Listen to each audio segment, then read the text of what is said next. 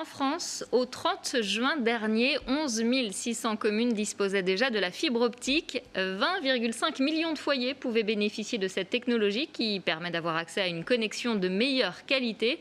Chez nous, où en sommes-nous du déploiement? Un sujet d'autant plus d'actualité que le télétravail est en pleine progression et nécessite donc un minimum de débit. On fait le point aujourd'hui avec notre invité du jour. Jean-Philippe Martignac, bonjour. Bonsoir. Vous êtes donc le directeur de Val-de-Loire Fibre. Expliquez-nous où en est-on alors du déploiement de la fibre en Indre-et-Loire et en Loire-et-Cher? Alors sur les deux départements d'Indre-et-Loire et de Loire-et-Cher, nous allons déployer 320 000 prises d'ici 2023.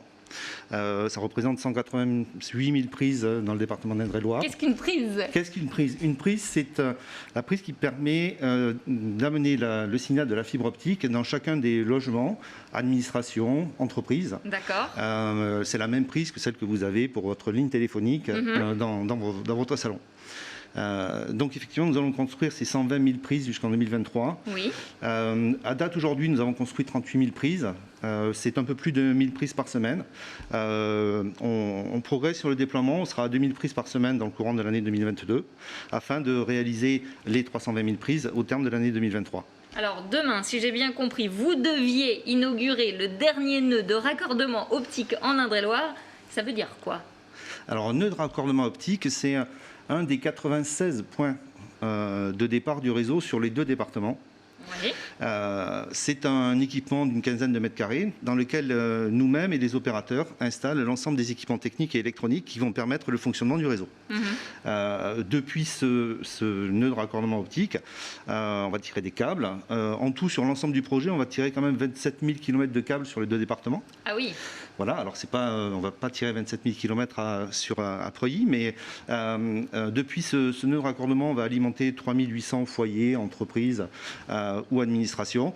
On va poser également une dizaine d'armoires depuis laquelle se raccorderont là aussi à peu près 300-350 prises à terme. Est-ce que ça veut dire concrètement qu'aujourd'hui, tous les habitants d'Indre-et-Loire et du Loir-et-Cher, d'ici 2023, vont avoir accès à la fibre, ou est-ce qu'il reste, j'allais dire, des petites fermes avec des impasses où la fibre n'arrivera jamais? Non, la fibre arrivera partout. La fibre arrivera partout. C'est une obligation? C'est l'engagement que nous avons pris auprès des collectivités territoriales qui ont fait le choix de l'entreprise de Val-de-Loire Fibre. Nous travaillons conjointement avec le syndicat des collectivités locales Val-de-Loire Numérique et qui nous échangeons tous les jours, qui regroupe les départements, les deux départements, la région, ainsi que l'ensemble des intercommunalités. Et l'engagement que nous avons pris, c'est une couverture à 100% du territoire, y compris la dernière ferme dans le plus petit village ou le plus petit hameau. Effectivement, c'est un projet qui est, oui, globalement coûteux, puisque le projet global tourne autour de 480 millions. Nous sommes subventionnés par les collectivités à hauteur de 52 millions, puisque c'est une délégation de service public. Est-ce que la demande des particuliers est aujourd'hui plus pressante pour se raccorder à la fibre avec la mise en place du télétravail? Alors, on a senti quelques évolutions sur les dernières prises que nous avons pu ouvrir à la commercialisation. Il faut environ à peu près un an pour atteindre 30% de commercialisation. On a vu des pics à l'issue du premier confinement.